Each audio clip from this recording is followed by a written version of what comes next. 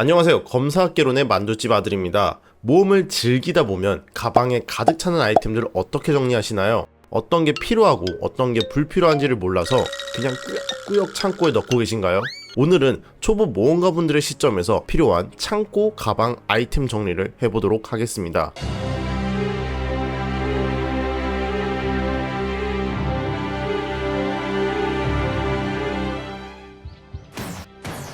가방 정리를 하기에 앞서 가방에 대한 기능과 특징에 대해서 설명하겠습니다. 가방의 종류는 총 5가지가 있습니다. 가방, 펄가방, 가문가방, 새내기 가방, 유물가방. 가방은 가장 기본적인 가방으로 검은 사막의 아이템 대부분이 들어가는 가방이라고 생각하시면 됩니다.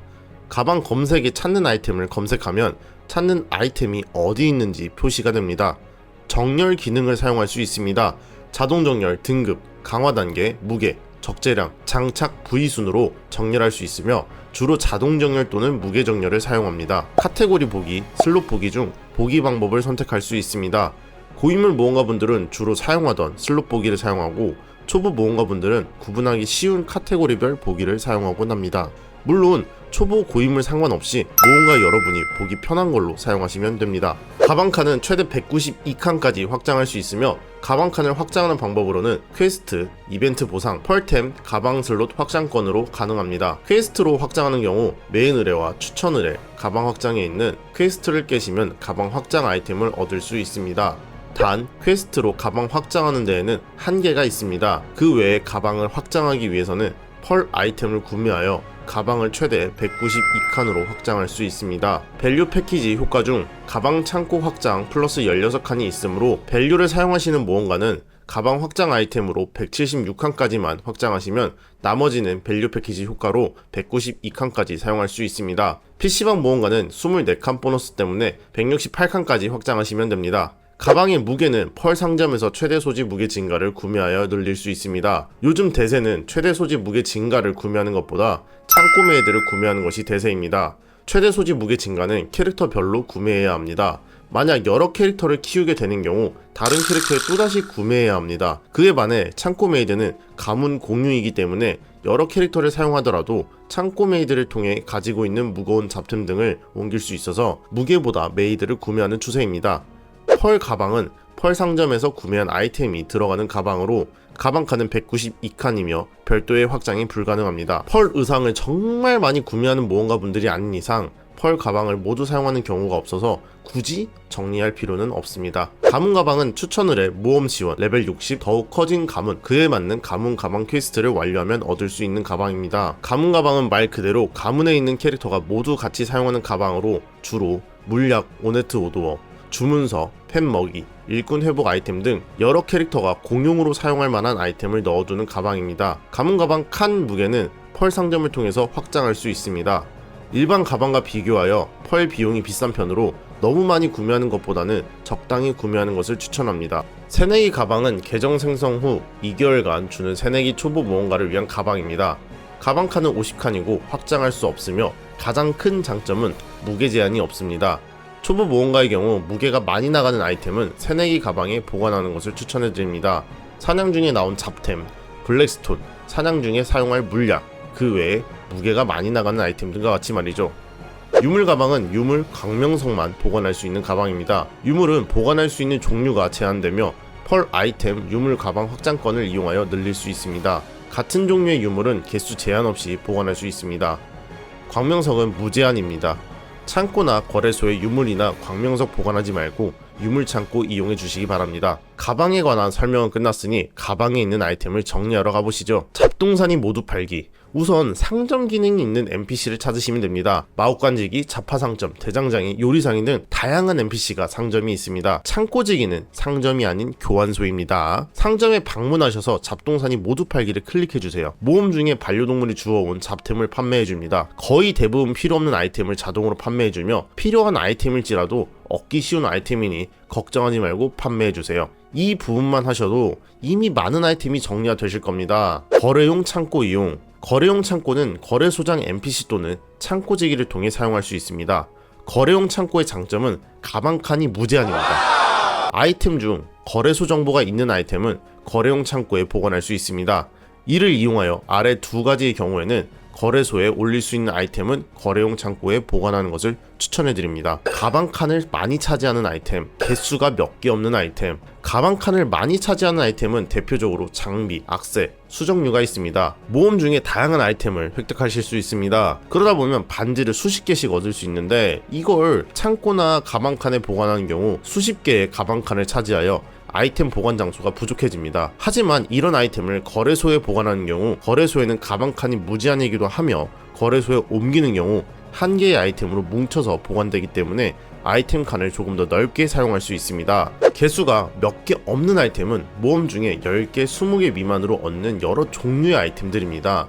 모험을 즐기다 보면 음식, 비약, 온갖 아이템 등 무엇을 버려야 할지 보관해야 할지 구분하기가 어렵습니다. 물론 모두 버리셔도 되고 판매하셔도 되지만 그 기준을 명확히 하기가 매우 어렵습니다. 그렇기 때문에 초보 모험가분들은 그 기준을 명확해지기 전까지는 모든 아이템을 보관하곤 합니다. 그렇다 보면 결국 보관할 아이템 칸이 부족해집니다. 하지만 거래소는 아이템 칸이 무제한이기 때문에 개수가 몇 개 없는 아이템은 창고나 가방보다는 거래용 창고에 보관하는 게 창고 가방을 조금 더 넓게 사용할 수 있습니다. 아니, 가방 칸이 무제한이면 거래용 창고에 모든 아이템을 다 집어넣으면 되는 거 아닌가 라고 생각하실 수 있는데 그건 안 됩니다. 거래용 창고는 가방 칸은 무제한이지만 적재량에 제한이 있습니다. 적재량과 무게는 다릅니다. 적재량은 쉽게 말해서 개수를 의미합니다. 부피라고 말하는 게 조금 더 정확하지만 이해하기에는 개수가 더 쉽게 이해될 것 같습니다. 몇 개를 보관할 것인가를 뜻합니다. 예를 들어 무게가 25LT의 아이템이 있습니다. 하지만 이 아이템을 거래소에 보관하는 경우 0.3VT입니다. 이런 아이템이 10개 정도 있다고 하면 가방의 무게를 250LT나 차지하고 심지어 가방 칸도 10칸을 차지합니다. 하지만 거래소에 보관하는 경우 3VT면 보관할 수 있습니다. 반대로 보관하면 안 되는 경우는 가방 칸은 한 칸을 차지하지만 개수가 많은 아이템은 거래용 창고에 보관하시면 안 됩니다. 그런 아이템을 거래용 창고에 보관하는 경우 거래소 적재량을 초과하는 현상이 벌어집니다. 대표적인 예시가 블랙스톤, 카프라스의 돌 등이 있습니다. 블랙스톤, 카프라스의 돌은 개수가 아무리 많아도 가방 칸은 한 칸만 차지하며 무게만 많습니다. 창고는 무게 제한이 없으므로 이렇게 개수가 많은 아이템은 창고에 보관하는 것이 좋습니다. 참고로 카프라스의 돌의 무게는 0LT입니다. 가방에 아무리 많이 보관하셔도 결국에는 가방 한 칸만 차지합니다. 무게 차지 안 해요. 그런데 거래소에 올린다면 0.3VT입니다. 이제 왜 모든 아이템을 거래소에 보관하면 안 되는지 이해하셨죠? 거래소 이야기가 나온 김에 거래소에 판매를 해야 하는지 말아야 하는지 고민이 되신다면 이렇게 확인해 보시면 됩니다.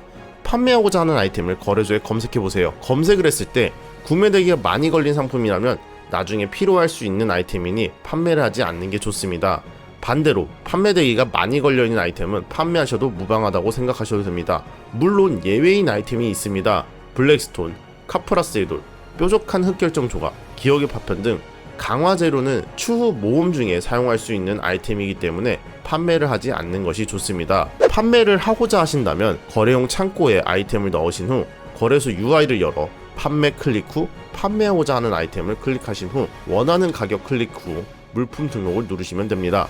참고로 검은 사막의 거래소는 수수료가 있기 때문에 돈이 팔린 금액보다 적게 들어옵니다. 이제 남은 아이템을 정리하러 가야 하는데 제가 뉴비 가이드 5편을 만들기 위해 정말 많은 고민을 해보았습니다. 아이템을 하나하나 버려도 되는 거, 버리면 안 되는 거를 구분 지어야 하나? 그러기에는 각자 원하는 모험의 방향성도 다르기 때문에 기준이 애매모호합니다. 그래서 제 아이템 정리 1원칙을 알려드리려고 합니다. 쑤셔넣기.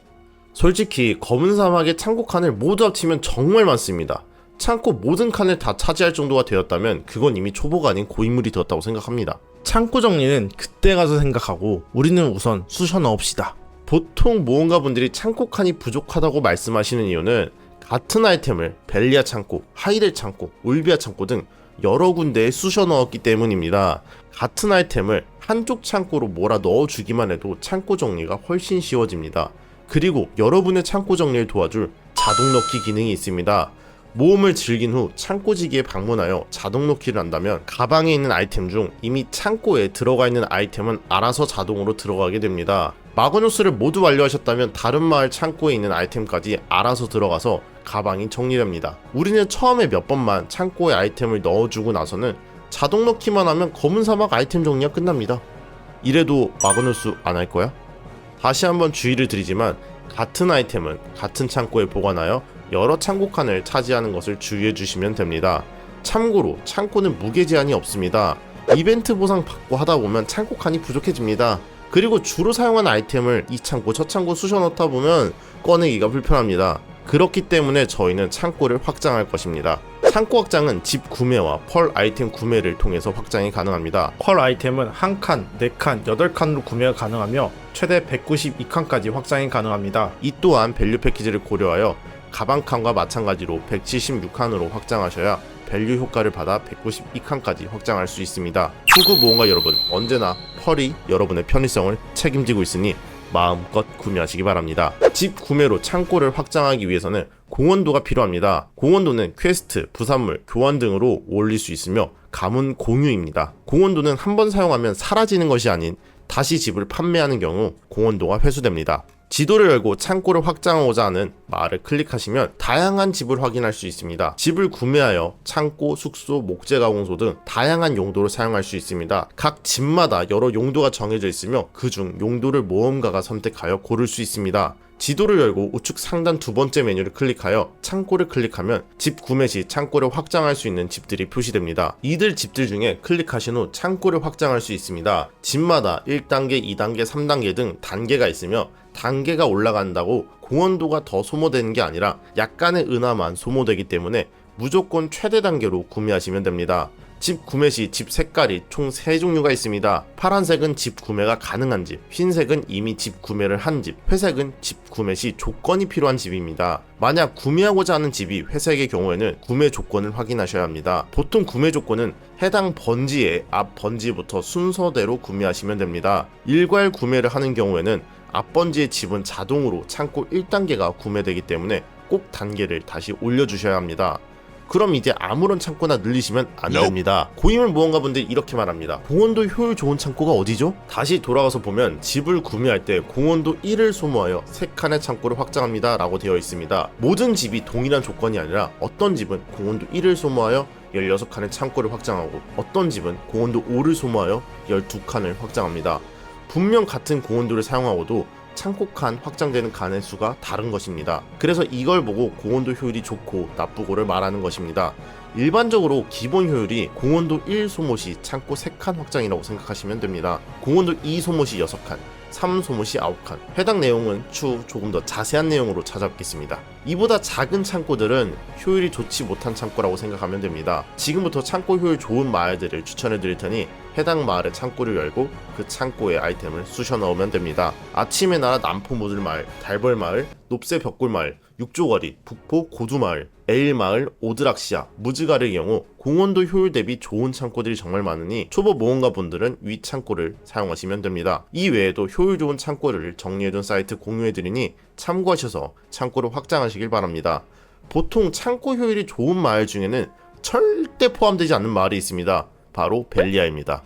그런데 고인물들 계정을 보면 거의 대부분의 모험가분들이 벨리아 창고가 정말 큽니다. 효율도 중요하지만 가장 중요한 건 모험가 여러분의 편의성이라고 생각합니다. 초보 모험가분들도 검은 사막을 즐기면 가장 많이 가는 마을들이 있을 겁니다. 누군가는 벨리아, 누군가는 하이데, 누군가는 일리아섬. 그곳의 효율이 나쁘더라도 편의성을 위해 창고를 확장하여 사용하는 것을 추천드립니다. 창고를 확장했으면 아이템을 쑤셔 넣어야 하는데 이왕이면 아이템끼리 분류하는 게 좋습니다. 강화용 아이템, 요리용 아이템, 비압용 아이템 등 이라고 말하면 벌써 머리가 찌릿하죠? 예, 이딴 건 고인물이나 구분해서 정리하라고 하고 우리는 딱 이렇게 정리합시다. 내가 지금 자주 사용하거나 파밍하는 아이템 그 외 딱 요렇게만 생각하시고 가장 자주 가는 마을에 자주 사용하는 아이템 및 파밍해오는 아이템을 넣어 놓으시고 나머지 아이템은 효율 좋은 창고에 이 마을 저 마을 다 쑤셔 넣어주세요. 문제는 이렇게 다 쑤셔 넣었다 보면 찾기가 어렵지 않습니다. 컨트롤 F를 눌러 아이템을 검색하여 위치를 바로 확인할 수 있습니다. 마지막으로 오늘 내용을 정리해드린다면 수시로 잡동사니 모두 팔기, 창고 메일을 넣어둔 잡템은 창고에서 바로 판매가 가능합니다. 자동 넣기 상시 활용, 적재량 적은 아이템, 아이템 칸 많이 차지한 아이템, 거래용 창고에 보관, 정리의 기본은 쑤셔 넣기, 같은 아이템끼리 한 창고에 넣어두기, 아이템 찾기는 컨트롤 F. 원래는 가지고 있어야 되는 아이템, 버려야 되는 아이템 등 구분을 해드리고 싶었으나 이게 한도 끝도 없더라고요. 그래서 정말 중요한 아이템만 일부 말씀드리겠습니다. 크론석, 카프라스의 돌, 기억의 파편, 고대 정령의 가루, 레이라의 꽃잎, 시간이 스며든 블랙스톤, 순수한 마력 덩어리, 절대 버리지 말고 모아두세요. 이상 검사학개론의 만두집 아들이었습니다. 오늘도 시청해주셔서 감사합니다.